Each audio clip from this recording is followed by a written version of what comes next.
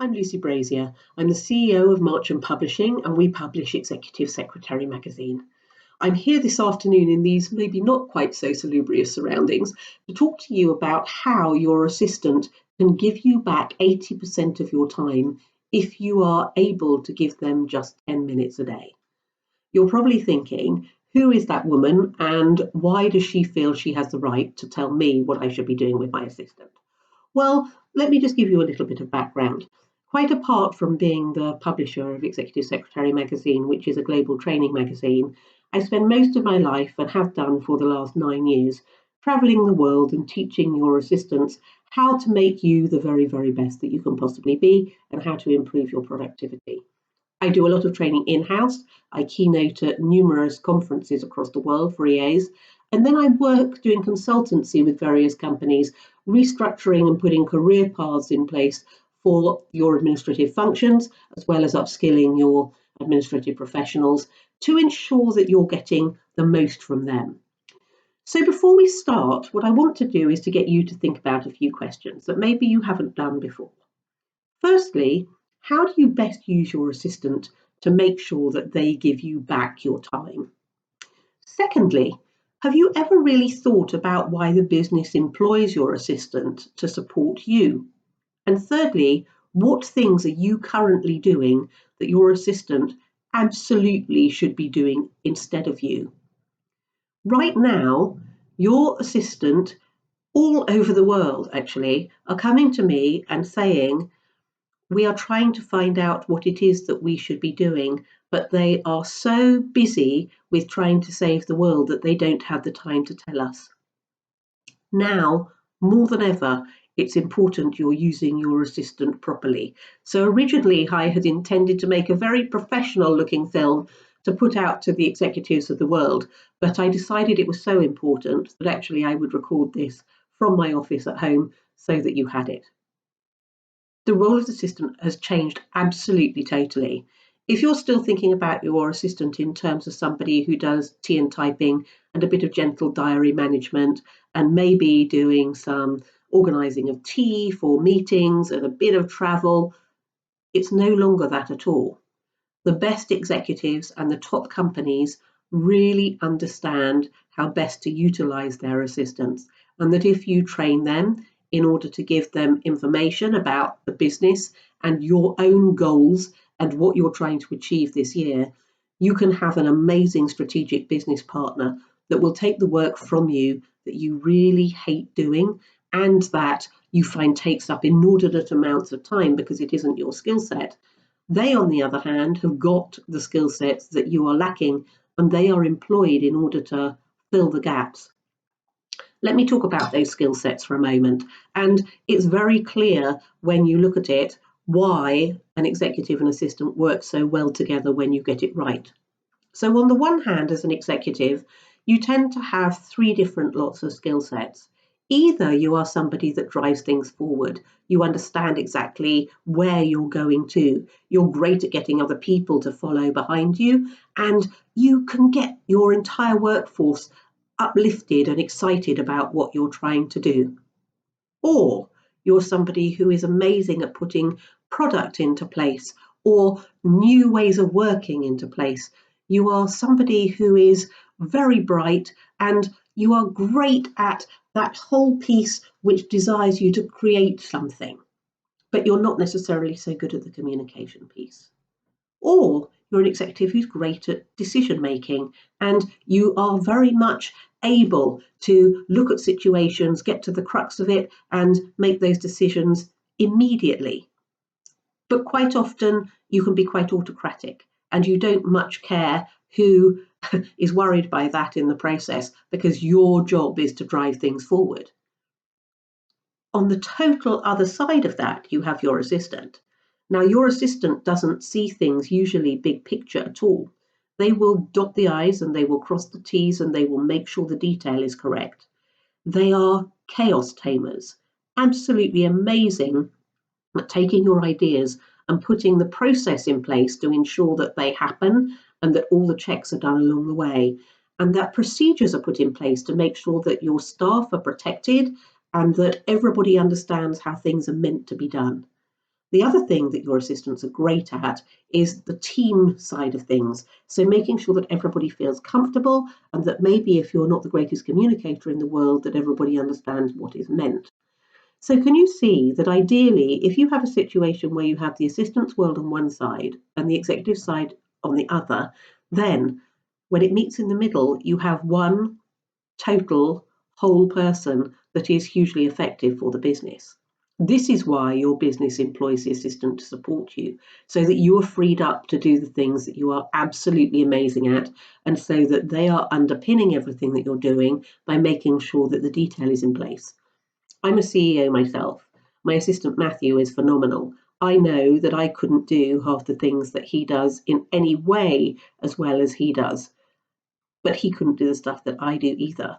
We're an amazing partnership because he fills the gaps that I have and means that when the business is spending money on my salary, it's getting the most out of that. Let's do the math then. So if you look at what your salary is, and then you look at the amount of time that your assistant could free up for you, which for most assistants, even the worst ones, is anything between 50% and 80% of your time, then if you times one by the other, that is what the business gets returned to the bottom line when they employ your assistant. It also means that in that time, you're able to go and do new business deals, or you're able to write proposals, or in the case of right now, you're probably able to save your business or protect your staff better. So that's also what your assistant adds to the bottom line. And that's before, by the way, they go and do their normal day-to-day job where they are right now probably working out procedures and processes for how to do things whilst people are working from home, or they're rearranging events, or they are booking meetings and managing your calendar or managing your email, all that stuff. So can you see how using your assistant is going to drop to the bottom line of the business? This is the thing. The assistant understands far better than you do how best to use them. It's just a lot of them don't have enough confidence to come to you and say, this is how you should use me. It's something I've been talking with them a lot about for the last 5 years. And in fact, in the last couple of weeks, particularly, I have been pushing them to take a look at where they can support you better and to come to you and say, look, here are some things that I can really take off your plate. The average executive doesn't get training in how to manage people until they're 42 years old. So your assistant probably wants to serve you and to work with you in a way that is going to make you as successful as you can possibly be. But maybe they're not quite sure where to start to ask you for that. So just 10 minutes a day can totally change that. My 10 minutes with Matthew on a daily basis means that he's absolutely clear as to what my priorities are for today, and it frees him up to go and do his job, which is to support me and to allow me to be the best that I can possibly be.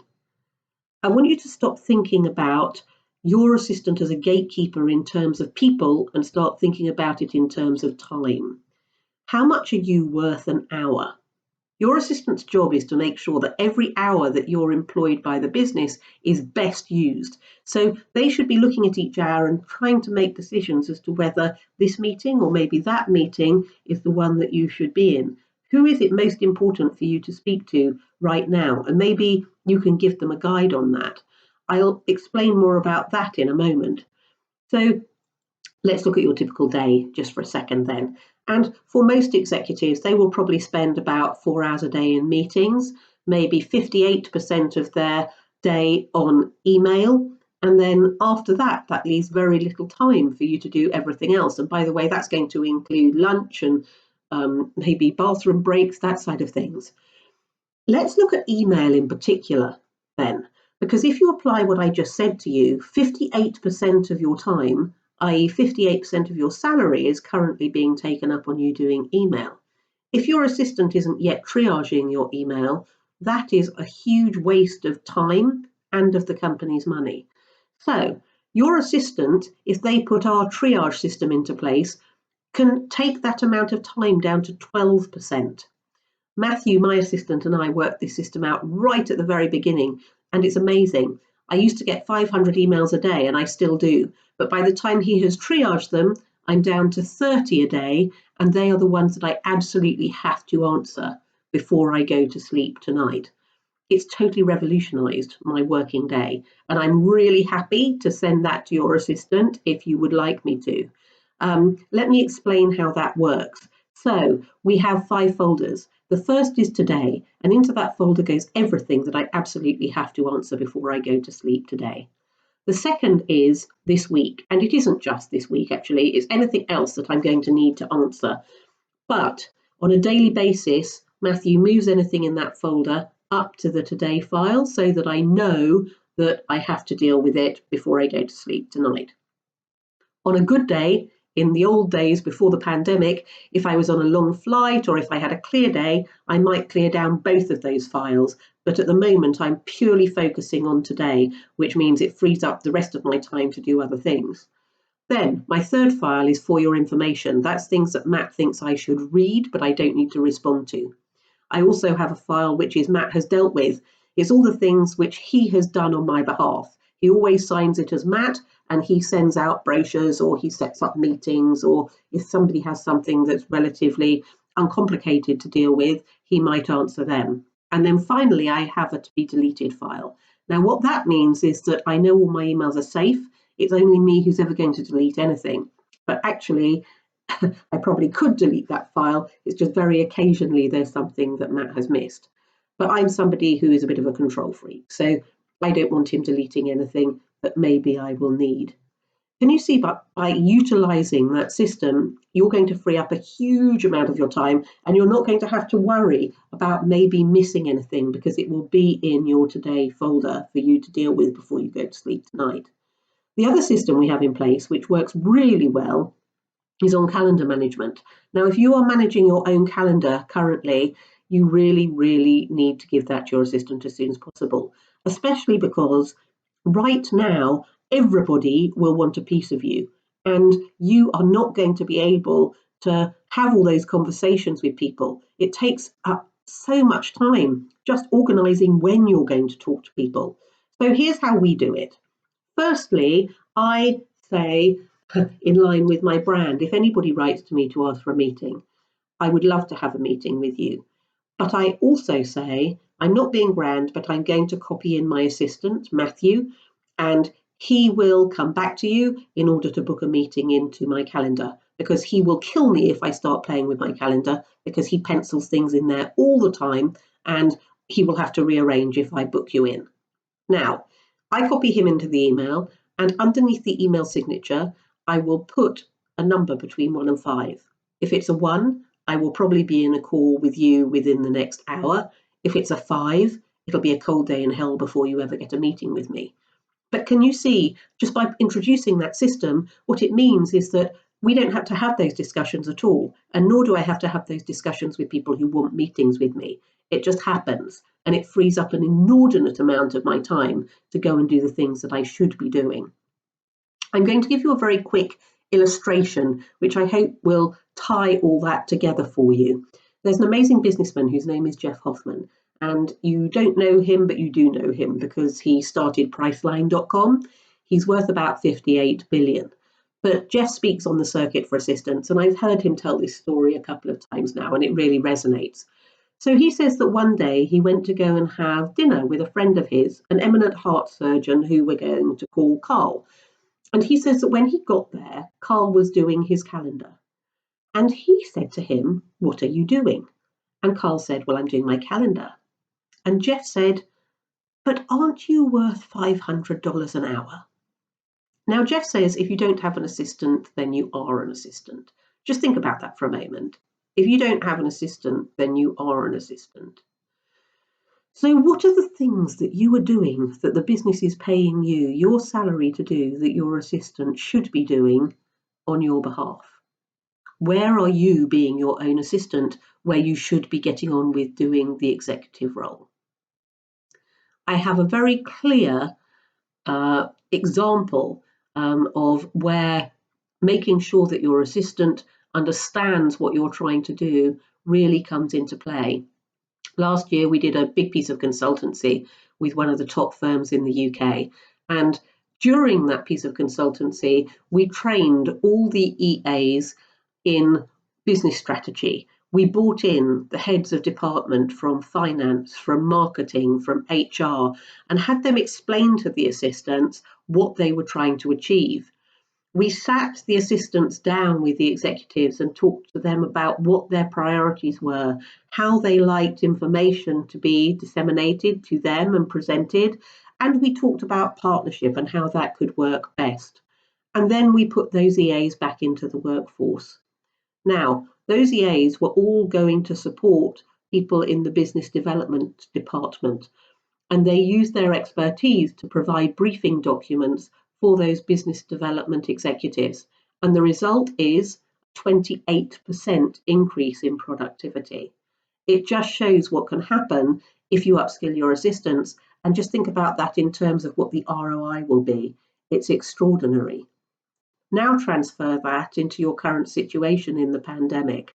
How can you take your assistant and give them things that they will be able to get on with on your behalf?